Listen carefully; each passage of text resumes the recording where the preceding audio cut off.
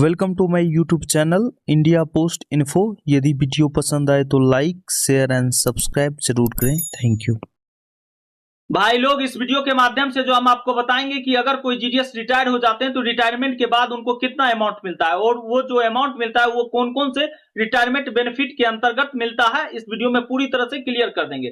और उसके बाद हम आपको बताएंगे कि अगर कोई जीडीएस वीआरएस अप्लाई कर देता है, मतलब समय पूर्व भी रिटायरमेंट के लिए अप्लाई कर देता है, वॉलंटरी रिटायरमेंट के लिए। आप भी जानते हैं कि आप जीडीएस का जॉब 65 ईयर तक कर सकते हैं। अगर मान लीजिए कोई 64 ईयर्स में कर दिया, 63 ईयर्स में कर दिया, तो उसको क्या बेनिफिट मिलेगा, इस वीडियो में हम आपको दोनों टॉपिक को पूरी तरह से कवर कर देंगे। और इस वीडियो को आप जो है सभी जीडीएस तक पहुंचाएं, जिससे कि उन्हें भी पता चल सके कि जीडीएस में जॉब करने के बाद रिटायरमेंट के बाद कितना उनको अमाउंट मिल सकता है। देखिए, 5 बेनिफिट स्कीम है। रिटायरमेंट बेनिफिट स्कीम जो है 5 है। जब भी आप रिटायरमेंट हो जाते हैं, 65 ईयर तक जॉब कीजिएगा, उसके बाद आप रिटायर हो जाइएगा, तो 5 बेनिफिट स्कीम के अंतर्गत आपको पैसा मिलेगा। सबसे फर्स्ट नंबर है ग्रेजुएटी है, सेकंड नंबर सेवरेंस अमाउंट है, थर्ड नंबर जीआईएस है जो आपको हर एक मंथ करता है 50 रुपया, फोर्थ नंबर एसबीडीएस है, एसबीडीएस में 300 रुपया आपको करता होगा, और फिफ्थ नंबर वेलफेयर फंड है। वेलफेयर फंड के बारे में बहुत सारे लोग नहीं जानते हैं, वो एनुअली करता है, मार्च में 240 रुपया करता है वेलफेयर फंड के नाम से, तो उसका भी बेनिफिट है। तो ये 5 जो है बेनिफिट, रिटायरमेंट बेनिफिट स्कीम है, इसके अंतर्गत ही पैसा मिलता है। हम आपको अब हर एक को क्लियरफाई कर रहे हैं अलग अलग। सबसे फर्स्ट नंबर देखिए ग्रेजुएटी है। ग्रेजुएटी के लिए 10 ईयर रेगुलर सर्विस होना चाहिए जीडीएस में, तभी आप ग्रेजुएटी के लिए एलिजिबल हो जाएंगे। जैसे ही 10 ईयर आपका सर्विस हुआ, और आपको हम एक चीज बता रहे हैं, ग्रेजुएटी का मैक्सिमम अगर किसी जीडीएस को, अगर मान लीजिए कोई 20 साल किया, कोई 30 साल, कोई 40 साल किया, तो मैक्सिमम जो है उसको 1.5 लाख रुपया मिल सकता है और कुछ नहीं मिल सकता। और उसका कैलकुलेशन है, ऐसा नहीं है कि सबको 1.5 लाख रुपया मिलेगा। उसका एक कैलकुलेशन हम आपको एक बता रहे हैं कि मान लीजिए जो आपका आप रिटायरमेंट किए, तो लास्ट आपका जो सैलरी है, लास्ट टीआरसी है, बेसिक टीआरसी है, उसका जो है हाफ लेना है। मान लीजिए किसी का लास्ट टीआरसी रिटायरमेंट के वक्त 12,000 था, तो उसका जो है हाफ हो जाएगा 6,000। पूरी तरह समझ गए। और उन्होंने 30 ईयर सर्विस कंप्लीट किया, तो 30 इंटू 6,000 1,80,000 हुआ। बन रहा है उसका 1,80,000, लेकिन उसको मिलेगा 1.5 लाख ही, क्योंकि ग्रेजुएटी का मैक्सिमम लिमिट करके रखा है कि 1.5 लाख से आपको ज्यादा नहीं मिल सकता जीडीएस को। तो पूरी तरह समझ गए,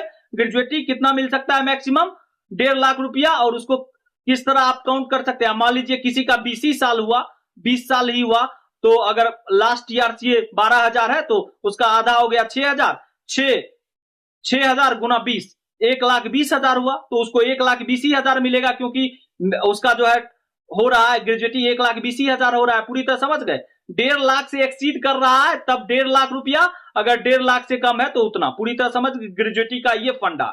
उसके बाद देखिए सेवरेंस अमाउंट का। सेवरेंस अमाउंट लेने के लिए भी जो है आपका एलिजिबिलिटी होना चाहिए, 10 ईयर रेगुलर सर्विस होना चाहिए जीडीएस में, तभी आप उसके लिए एलिजिबल होंगे सेवरेंस अमाउंट के लिए। अब देखिए सेवरेंस अमाउंट में क्या होता है, मान लीजिए कोई 30 साल सर्विस कंप्लीट किया और इसका मैक्सिमम लिमिट है, आपको 1.5 लाख रुपया से ज्यादा सेवरेंस अमाउंट नहीं मिल सकता। अगर कोई 30 साल सर्विस किया, हर एक साल के लिए 1 साल जीडीएस के रूप में आप कंप्लीट किए, तो आपको 4,000 रुपया मिलेगा। तो 30 इंटू 4 कितना हो गया, 1,20,000 उसको मिलेगा। अगर कोई 40 साल कर लिया तो उसको कितना मिलेगा, 40 इंटू 4 1,60,000 बन रहा है, लेकिन मैक्सिमम लिमिट करके रखा है 1.5 लाख रुपया, तो उसको कितना मिलेगा, 1.5 लाख मिलेगा। पूरी तरह समझ गए। हर एक साल 4,000 रुपया, लेकिन मैक्सिमम लिमिट जो है कितना है, 1.5 लाख रुपया। ग्रेजुएटी का भी यही फंडा है, 1.5 लाख से ज्यादा नहीं मिल सकता। सेवरेंस अमाउंट का भी 1.5 लाख से ज्यादा नहीं मिल सकता।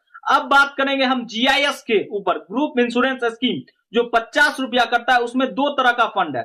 50 रुपया में 32 रुपया सेविंग फंड में चल जाता है और 18 रुपया इंश्योरेंस में चल जाता है। अगर मान लीजिए कोई सेवा पूर्वी, मान लीजिए 65 वर्ष तक के उम्र से पहले ही कोई अगर डाई कर जाते हैं, मर जाते हैं, तो उनको जो है 50,000 रुपया ग्रुप इंश्योरेंस क्लेम हो जाता है। अगर रिटायरमेंट के बाद मान लीजिए उनका मौत नहीं होता है, रिटायर हो जाते हैं, तो उनको भी 50,000 ग्रुप इंश्योरेंस में मिलेगा। और 32 रुपया, वो 50 रुपया में 32 रुपया सेविंग फंड में जमा होता है, 18 रुपया इंश्योरेंस का है, तो 32 रुपया का जो सेविंग फंड है उसका इंटरेस्ट जोड़ के आपको मिल जाएगा। और इसमें भी लिमिट है, जीआईएस का मैक्सिमम लिमिट है कि 65,000 से आप ज्यादा नहीं ले सकते।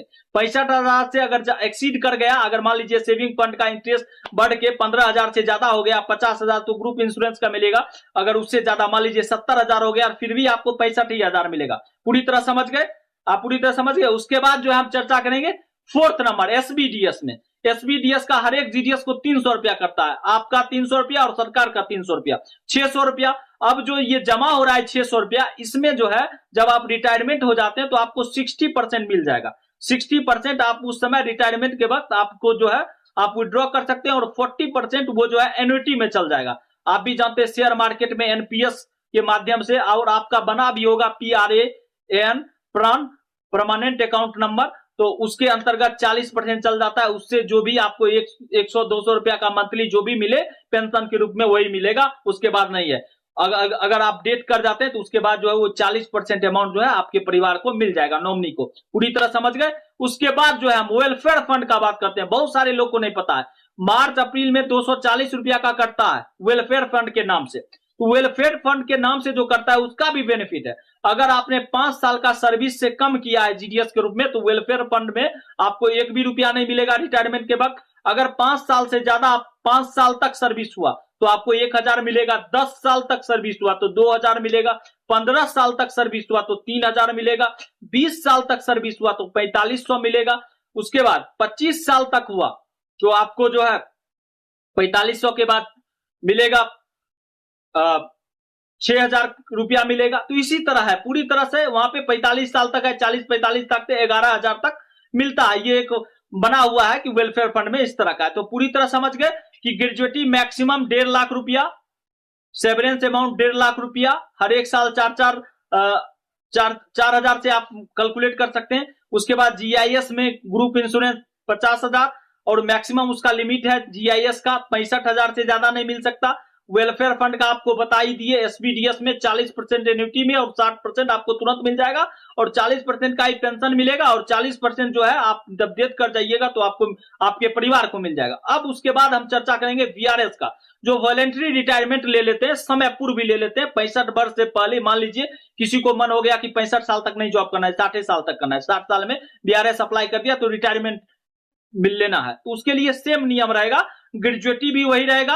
अगर 10 साल वो कंप्लीट किए हैं तो उनका जो लास्ट ईआरसीए है उससे मल्टीप्लीकेशन हो जाएगा ईयर का, और लेकिन मैक्सिमम लिमिट 1.5 लाख रुपया रहेगा। सेवरेंस अमाउंट भी उनको 4000 पर ईयर मिलेगा जितने ईयर कंप्लीट किए हैं, लेकिन 1.5 लाख लिमिट रहेगा। उसके बाद जीआईएस में 50,000 उनको जो है ग्रुप इंश्योरेंस के नाम से मिलेगा, और सेविंग फंड में जो है 32 रुपया का इंटरेस्ट मिलेगा, लेकिन 65,000 से ज्यादा नहीं मिलेगा।